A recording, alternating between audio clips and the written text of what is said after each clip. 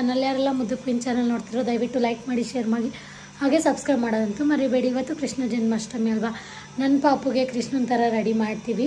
So ಇವಾಗ ನಾನು ಮನೇಲೆಲ್ಲ ಪೂಜೆ ಮಾಡಿ ನನಗೆ ತುಂಬಾ ಹುಷಾರಿಲ್ಲ. ಇವಾಗ ಹಾಸ್ಪಿಟ್ಲಿಗೂ ಕೂಡ ಹೋಗಬೇಕು. ಅಲ್ಲಿ ಏನು ಹೇಳ್ತಾರೋ ಏನೋ ಇನ್ನೂ ಗೊತ್ತಿಲ್ಲ. ಇವಾಗ ಪೂಜೆ ಎಲ್ಲ ಮಾಡಿದ್ದೀನಿ. ಪೂಜೆ ಮಾಡಿ ಇವಾಗ ಹೋಗಬೇಕು. ಒಂದೆರಡು ದೋಸೆ ತಿಂದ್ಬಿಟ್ಟು ಹೋಗೋಣ ಅಂತ ಅಂದ್ಕೊಂಡೆ. ತಿನ್ನೋಕ್ಕೆ ಆಗ್ತಿಲ್ಲ ಏನೂ. ಇವಾಗ ನನ್ನ ಪಾಪುಗೆ ರೆಡಿ ಮಾಡಿ ಫೋಟೋ ಎಲ್ಲ ತೆಗ್ದಾದ್ಮೇಲೆ ಹಾಸ್ಪಿಟ್ಲಿಗೆ ಹೋಗಬೇಕು.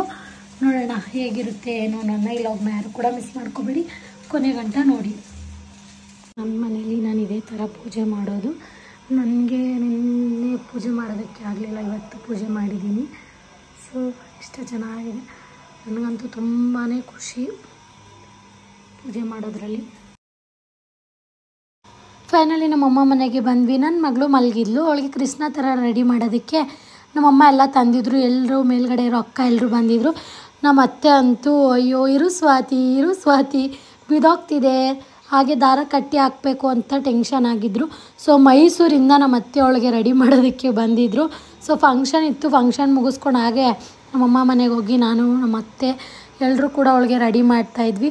ನನಗಂತೂ ಫುಲ್ ಹುಷಾರಿಲ್ಲ, ಇಟ್ಕೊಳ್ಳೋಕ್ಕೂ ಆಗ್ತಿರ್ಲಿಲ್ಲ. ಅಷ್ಟು ತುಂಬಾ ಹುಷಾರು. ಎಲ್ಲಿ ಪಾಪುಗೂ ಹುಷಾರು ತಪ್ಪಿಬಿಡುತ್ತೆ ಅಂತ ಭಯ ಆಗಿಬಿಟ್ಟಿತ್ತು. ನನಗೆ ಯಾವತ್ತೂ ಜ್ವರನೇ ಬಂದಿಲ್ಲ. ನನ್ನ ಬುದ್ಧಿ ಬಂದಾಗಿಂದ ಇದೇ ಫಸ್ಟ್ ಟೈಮು ಜಾಸ್ತಿ ಜ್ವರ ಬಂದಿತ್ತು. ನಳ್ಳಾಡ್ತಿದ್ದೆ ಅಂದ್ಕೊಳ್ಳಿ. ಎಷ್ಟು ಕಷ್ಟ ಇರ್ತಿತ್ತು ಗೊತ್ತಾ ಪಾಪುನ ಹಿಡ್ಕೊಂಡು ಬರೋದಕ್ಕೆ. ಸೂರ್ಯ ಬೇರೆ ಆಟೋಗೆ ಹೋಗ್ಬಿಟ್ಟಿದ್ದ, ಆಗ್ತಾನೆ ಇರಲಿಲ್ಲ ಏನು ಮಾಡೋದು ಅಂತ. ಆವಾಗ ನಮ್ಮಮ್ಮನೂ ಬಂದರು. ಆವಾಗ ಕೃಷ್ಣಂದು ಇವಳಿಗೆಲ್ಲ ರೆಡಿ ಮಾಡ್ತಾಯಿದ್ವಿ. ತೇಜುನು ಕೂಡ ಒಂದೊಂದೇ ಹೆಲ್ಪ್ ಮಾಡ್ತಿದ್ಲು. ಇದು ನಮ್ಮಮ್ಮ ತಂದಿದ್ದು ಡ್ರೆಸ್ಸು. ತೇಜುನು ಮತ್ತು ನಮ್ಮಮ್ಮನೂ ಹೋಗಿ ಅವಳಿಗೆ ತಂದಿದ್ದು. ರಾಧೆ ತರ್ತೀನಿ ಅಂದರು, ಬೇಡ ಅಂತ ಹೇಳ್ಬಿಟ್ಟು ಮತ್ತು ಕೃಷ್ಣ ಹಾಕ್ಸೋಣ ಅಂಥೇಳಿ ಕೃಷ್ಣನ ಹಾಕ್ಸಿದ್ವಿ.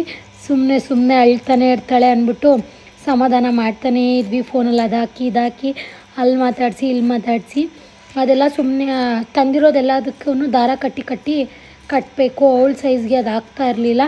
ಮುದ್ದು ಕೃಷ್ಣ ನನ್ನ ಮನೆಗೆ ಫಸ್ಟ್ ಟೈಮು ಅವಳ ಜೊತೆ ಕೃಷ್ಣ ಜನ್ಮಾಷ್ಟಮಿನ ಸೆಲೆಬ್ರೇಟ್ ಮಾಡಿದ್ದು. ನನ್ನ ಫ್ಯಾಮಿಲಿಗಂತೂ ಎಲ್ರಿಗೂ ತುಂಬಾ ಇಷ್ಟ ಆಯಿತು. ಎಷ್ಟು ನಗ್ತಾನೆ ಇರಲಿ ಗೊಂಬೆ ಥರ. ಮುದ್ದು ಕೃಷ್ಣ ಅಂತಲೇ ಹೇಳ್ಬೋದು. ನನ್ನ ಮಗಳು ಹೇಗೆ ಕಾಣಿಸ್ತಿದ್ದಾಳಂತ ಕಮೆಂಟಲ್ಲಿ ತಿಳಿಸಿ. ನನಗಂತೂ ತುಂಬಾ ಇಷ್ಟ ಆಯಿತು. ನನ್ನದೇ ದೃಷ್ಟಿ ಬೀಳ್ತಿದೆ ಅಂತ ಅಂದ್ಕೊಬಿಟ್ಟಿದೆ. ನಮ್ಮ ಮನೇಲಿ ಎಲ್ಲರೂ ಚೆನ್ನಾಗಿದೆ ಅಂತ ಹೇಳಿದ್ರು. ರೋಡ್ಗೆ ಬೇರೆ ಕರ್ಕೊಂಡು ಹೋಗ್ಬಿಟ್ಟಿದ್ವಿ. ಕಿರ್ಚಾಡ್ತಾನೆ ಇದ್ಲು. ನೀವೇ ನೋಡಿ ಎಷ್ಟು ಚೆನ್ನಾಗಿ ಕಾಣಿಸ್ತಿದ್ದಾಳೆ ಮುದ್ದು ಕೃಷ್ಣ ಇವಳು. ಕೈ ಕಟ್ಟೋದು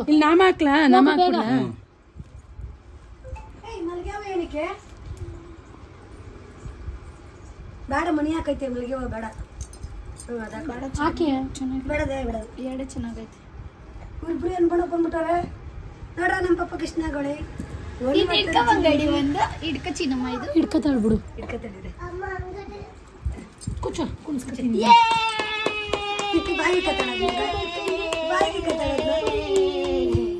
ಬಾಯಿಗೆ ಕತ್ತಳದ್ನ ಈ ಫೋಟೋ ಬಂಗಾರ ಇದು. ಬಾಯಿಗೆ ಇಕ್ಕತ್ತದ ಬಂಗಾರ ಅದು. ಕೈಗೊಂದು ಕಟ್ಟಿ ತಗೊಬಂದ್ಬಿಡೋಲ್ಲ, ಚೆನ್ನಾಗಿ ಕಾಣಿಸ್ತಾ. ಅದೊಂದು ಕೈದು ಕಿದೋಯ್ತದೆ ಸತಿ ಅದು. ಸೂಜಿ ಕೊಡೆ. ಸೂಜಿಯಿಂದ ದಾರದಲ್ಲಿ ಹೊಡ್ಕೋಬಹುದು. ದಾರದಲ್ಲಿ ಹೊಲ್ದ್ಬಿಡು. ಬೇಡ ಬಿಡಮ್ಮ ಸೂಜಿಲಲ್ಲಿ ಹೊಲಿತಾರಂತೀರಮ್ಮ. ನೀನು ಇರಮ್ಮ ಫೋಟೋ ತೆಗಿತೀನಿ. ಆಲುಬಲ್ಲ ನೀನು. ಚಿನ್ನಿ ನೋಡು. ಚಿನ್ನಿ ಬಂಗಲ್ಲ ನೀನು. ಚಿನ್ನಿ ನೋಡು. ಚಿನ್ನಿ ಇಲ್ಲೋಡಿ ಇಲ್ಲಿ. ಏಯ್ ತೆಗಿಯಂಗೆ ಅವಳು ಹೆಂಗೆ ನೋಡಿದ್ರೆ ಹಂಗೆ ತೆಗಿಯೋ. ಪಟ ಅಂತ ತೆಗೆದ್ಬಿಡು. ಅಮ್ಮ ಕೃಷ್ಣ ನೋಡ ಹಿಂಗಿನ ಕೊಳದು ಹಿಡ್ಕೊಳ್ಳೋದು ನೋಡಿದ್ರ ಹೆಂಗೆ ಹಿಡ್ಕೊಂಡು. ತುಂಬಾ ರೆಡಿ ಮಾಡಿದ್ದಾರೆ. ಅವಳನ್ನ ನೋಡ್ಕ ಎತ್ಕೋಬೇಕು ಈಗ ಅವಳು. ಆರದು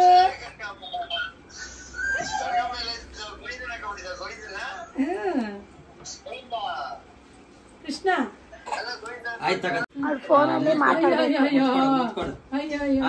ಸಾಕು ಮುತ್ಕೊಟ್ಟಿದ್ದು ನೋಡ ಹಂಗೆ. ಹುಷಾರಿಲ್ಲ. ಸೊ ಅದಕ್ಕೋಸ್ಕರ ನಾನು ಇವತ್ತು ಹಾಸ್ಪಿಟ್ಲಿಗೆ ಬಂದಿದ್ದೀನಿ. ಸೊ ಇಲ್ಲಿ ಚೆಕಪ್ ಮಾಡಿಸ್ಕೊಂಡು ಹೋಗ್ಬೇಕು. ನನ್ನ ಮಗಳನ್ನ ಮಲ್ಸಿದ್ದೀನಿ. ಅದೇ ಥರ ಎಲ್ಲ ರೆಡಿ ಮಾಡಿ ಕೃಷ್ಣನ್ ಥರ ರೆಡಿ ಮಾಡಿ ಫೋಟೋಸ್ ಎಲ್ಲ ಆಯಿತು. ನಾವು ಇಲ್ಲಿ ಕಾರ್ಡ್ ಪಡಿಸಿರ್ತೀವಿ. ಸೊ ಇದನ್ನು ತೋರಿಸಿದ್ರೆ ಸಾಕು, ಅವ್ರು ನಮ್ಗೆ ಕಾರ್ಡ್ ಕೊಡ್ತಾರೆ. ಆಮೇಲೆ ಹೋಗಿ ಚೆಕಪ್ ಮಾಡಿಸ್ಕೊಳ್ಳೋದು. ಫ್ರೀ ಚೆಕಪ್ ಇರುತ್ತೆ. ಟ್ಯಾಬ್ಲೆಟಿಗೆ ಮಾತ್ರ ಕಾಸು ಕೊಡಬೇಕು. ಸೊ ಇವಾಗ ನೋಡೋಣ ಏನು ಹೇಳ್ತಾರೋ ಡಾಕ್ಟ್ರು ಗೊತ್ತಿಲ್ಲ. ಇದು ಸೆಕೆಂಡ್ ಫ್ಲೋರಲ್ಲಿ ಇವಾಗ ಅವ್ರು ಹೇಳಿರೋದು. ಸೆಕೆಂಡ್ ಫ್ಲೋರಿಗೆ ಹೋಗಿ ಅಂತ. ಲಿಫ್ಟ್ ಏನೋ ವರ್ಕ್ ಆಗ್ತಿಲ್ಲ, ನಡ್ಕೊಂಡೆ ಹೋಗ್ತಾ ಇದ್ದೀವಿ. ಅಪ್ಪ ಭಯ ಆಗ್ತಿದೆ. ಹಾಸ್ಪಿಟ್ಲಿಗೆ ಬಂದೇ ಭಯ ನನಗೆ. ಫಸ್ಟ್ ಆಫ್ ಆಲು ಹಾಸ್ಪಿಟ್ಲಿಗೆ ಹೋದಾಗ ನನಗೆ ಡೆಲಿವರಿ ಆಗಿತ್ತಲ್ಲ, ಪ್ರೈವೇಟ್ ಹಾಸ್ಪಿಟ್ಲಿಗೆ ಹೋಗೋಣ ಅಂತ ಹೋಗಿದ್ವಿ. ಅವ್ರು ನೋಡಿದ್ರೆ ಜಾಸ್ತಿ ಫೀವರ್ ಇದೆ, ಅಡ್ಮಿಂಟ್ ಆಗಬೇಕು ಅಂತ ಹೇಳಿದ್ರು. ನಾನು ಸೂರಿಗೆ ಕಾಲ್ ಮಾಡಿದೆ, ಅವ್ನು ಹೇಳ್ದೆ ಅಡ್ಮಿಂಟ್ ಆಗಿಬಿಡು ಅಂತ. ಸೊ ನಮ್ಮಮ್ಮ ಹೇಳಿದ್ರು ಬೇಡ, ಪಾಪು ಇರೋದಿಲ್ಲ. ಅವ್ರು ಹೇಳಿದ್ರು 3 days ಅಡ್ಮಿಂಟ್ ಆಗಬೇಕು ಆ ಥರ ಅಂತ ಹೇಳಿದ್ರು. ಪಾಪು ಇರೋದಿಲ್ಲ, ನಾನು 1 ನಿಮಿಷ ಬಿಟ್ಟು ಇವಾಗ ಇರ್ತಾನೆ ಇಲ್ಲ, ಅಳ್ತಾ ಇರ್ತಾಳೆ. ಸೊ ಅದಕ್ಕೋಸ್ಕರನೇ ನಾವು ಪ್ರಮೋಷನ್ಗೆ ಹೋದ್ರೂ ನಾನು ಪಾಪುನ ಎತ್ಕೊಂಡು ನಾವು ಕಾರಲ್ಲಿ ಹೋಗ್ತೀವಿ. ಫೀಡ್ ಮಾಡೋದಕ್ಕೂ ಸರೋಗುತ್ತಂತ ಹಾಸ್ಪಿಟ್ಲಿಗೆ ಅವಳ ಪಾಪುನ ಕರೆಸಲ್ಲ, ಯಾಕಂದರೆ ಪಾಪುಗೆ ಏನಾದ್ರು ಇನ್ಫೆಕ್ಷನ್ ಆಗುತ್ತೆ ಹಾಗೆ ಹೀಗೆ ಅಂತ. ಸೊ ನಂದೊಂದು ಅನುಭವದ ಮಾತು ಹೇಳ್ತೀನಿ. ನಾನು ಏನಾದ್ರು ತಪ್ಪಾಗಿ ಹೇಳಿದ್ರೆ ಯಾರು ಕೂಡ ಬೇಜಾರು ಮಾಡ್ಕೊಬಿಡಿ. ಫಸ್ಟ್ ಯಾರೂ ಕೂಡ ಪ್ರೈವೇಟ್ ಹಾಸ್ಪಿಟ್ಲಿಗೆ ಹೋಗಬೇಡಿ, ನಿಮ್ಮನ್ನ ತುಂಬ ಎದುರಿಸ್ತಾರೆ. ಯಾಕಪ್ಪ ಅಂತ ಹೇಳಿದ್ರೆ ಅಡ್ಮಿಂಟ್ ಆಗಬೇಕು, ಏನೋ ಒಂದು ಜ್ವರ ಬಂದರೆ ಅಡ್ಮಿಂಟ್ ಆಗಬೇಕು ಅಂತ ಹೇಳ್ತಾರೆ. ಅದಕ್ಕೆ ಅಕ್ಕಪಕ್ಕ ಮನೆ ಹತ್ರ ಇರೋ ಹಾಸ್ಪಿಟ್ಲಿಗೆ ಹೋಗಿ ರಿಕವರ್ ಆಗುತ್ತೆ ಅಂತ ಹೇಳೋದಕ್ಕೆ ಇಷ್ಟಪಡ್ತೀನಿ. ನಾನು ಕೂಡ ನಾನು ಅಲ್ಲಿಗೆ ಹೋದ್ಮೇಲೆ ಅವ್ರು ಹೇಳಿದ್ರು ಡೋಲೋ ನುಂಗಿ ಇಲ್ಲ ಅಡ್ಮಿಂಟ್ ಆಗಿ ಅಂದರು. ಸರಿ ನಾನು ಡೋಲೋನೇ ನುಂಗ್ತೀನಿ ಅಂತ ಹೇಳ್ಬಿಟ್ಟು ನಾನು ವಾಪಸ್ ಬಂದೆ. ಸೊ ನಾನು ಅದಾದಮೇಲೆ ನಾರ್ಮಲ್ ಡಾಕ್ಟರ್ಗೆ ಹೋದಾಗ ಅವ್ರು ಇಂಜೆಕ್ಷನ್ ಕೊಟ್ಟಿದ್ದೆ, ನನಗೆ ಸರೋಯ್ತು. ಹಾಗೆ ಬಂಡಿಕಳಮ್ಮ ದೇವಸ್ಥಾನಕ್ಕೆ ಹೋಗಿದೆ. ಈ ಲಾಗಲ್ಲಿ ನೀವು ನೋಡ್ಬೋದು, ಇದನ್ನೇ ಕಂಟಿನ್ಯೂ ಮಾಡಿದ್ದೀನಿ. ಸೊ ನನಗೆ ಆ ದೇವಸ್ಥಾನಕ್ಕೆ ಹೋಗಿ ಬಂದಮೇಲೆ ತುಂಬಾ ಚೆನ್ನಾಗಾಯಿತು. ಸೊ ನಾನು ಅನುಭವದ ಮಾತು ಹೇಳಿದ್ದೀನಿ. ಯಾರೂ ಕೂಡ ಪ್ರೈವೇಟ್ ಹಾಸ್ಪಿಟ್ಲಿಗೆ ಹೋಗಿ, ನಿಮಗೂ ತುಂಬ ಕಷ್ಟ ಇರುತ್ತೆ. 50,000 60,000 ಬಿಲ್ ಹಾಕ್ತಾರೆ, ತುಂಬ ವೇಸ್ಟ್ ಆಗುತ್ತೆ ದುಡ್ಡು. ಅದೇ ನಿಮಗೆ ಮನೆ ಅಕ್ಕಪಕ್ಕ ಮನೆ ಹತ್ರ ಇದ್ದರೆ 1,500 ಅಷ್ಟೇ. ಸೊ ಹುಷಾರಾಗಿ ಕೇರ್ಫುಲ್ಲಾಗಿ ಇವಾಗ ಬರ್ತಿರೋ ಜ್ವರ ಹುಷಾರಾಗಿ ನೋಡಿಕೊಂಡು ನಿಮ್ಮ ಆರೋಗ್ಯ ನೀವು ನೋಡ್ತೀವಿ. ತುಂಬ ಹುಷಾರಿರಲಿಲ್ಲ, ಸೊ ಅದಕ್ಕೋಸ್ಕರ ನಾವು ಹಾಸ್ಪಿಟ್ಲಿಗೆ ಹೋಗಿದ್ದೀವಿ. ಹಾಸ್ಪಿಟ್ಲಿಗೆ ಹೋದಾಗ ಡಾಕ್ಟರ್ ಅಡ್ಮಿಂಟ್ ಆಗಬೇಕು ಅಂತ ನೆನ್ನೆ ಹೇಳಿದರು. ನಾವು ಇವತ್ತು ಹೋದಾಗ ಇಂಜೆಕ್ಷನ್ ಕೊಟ್ಟು ಲೋ ಬಿ ಪಿ ಏನು ಇವತ್ತು ಬೇರೆ ಡಾಕ್ಟ್ರ್ ಹತ್ರ ಹೋಗಿದ್ವಿ, ಅಲ್ಲಿ ಹೋಗಿರಲಿಲ್ಲ. ಸೊ ಅಲ್ಲಿ ಅಡ್ಮಿಂಟ್ ಆಗಿ ಅಂದರು, ನಮ್ಮ ಮನೇಲೆಲ್ಲ ಗಾಬರಿ ಆಗಿದ್ರು. ಸೊ ಇವಾಗ ಬೇರೆ ಡಾಕ್ಟ್ರ್ ಹತ್ರ ಹೋಗಿದ್ವಿ. ಸೂರಿಗೆ ತೋರಿಸಿದ್ವಲ್ಲ ಅದೇ ಹಾಸ್ಪಿಟ್ಲಿಗೆ ಹೋದಾಗ ಕಮ್ಮಿ ಆಯಿತು, ಇಂಜೆಕ್ಷನ್ ಹಾಕಿದ್ರು. ನೆನ್ನೆನೇ ಕೆಲಸ ಮಾಡಿದರೆ ಕಮ್ಮಿ ಆಗೋದೇನೋ. ಸೊ ಅದಕ್ಕೆ ಎಲ್ಲರೂ ಹೇಳ್ತಿದ್ರು ದೇವಸ್ಥಾನಕ್ಕೆ ಹೋಗ್ಬಿಡ್ಬಾ ಅಂತ.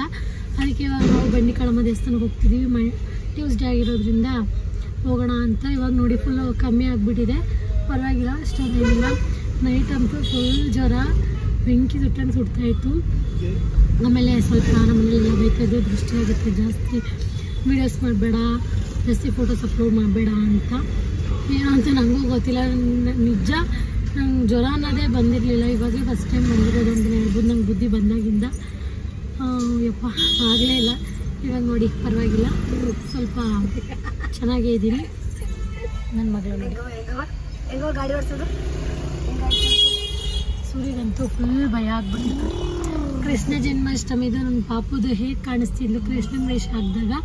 ಸೊ ಹೇಗಿದ್ಲು ಅಂತ ಕಮೆಂಟಲ್ಲಿ ತಿಳಿಸಿ. ಎಲ್ಲರೂ ತುಂಬ ಇಷ್ಟಪಟ್ಟರು ಅವಳನ್ನ. ಆಲ್ರೆಡಿ ನಾವು ದೇವಸ್ಥಾನಕ್ಕೆ ಹೋಗ್ತಾ ಇದ್ದೀವಿ. Thank you. ಅದೇ ಲಾಗ್ನ ಇದಕ್ಕೆ ಕಂಟಿನ್ಯೂ ಮಾಡ್ತಿದ್ದೀನಿ.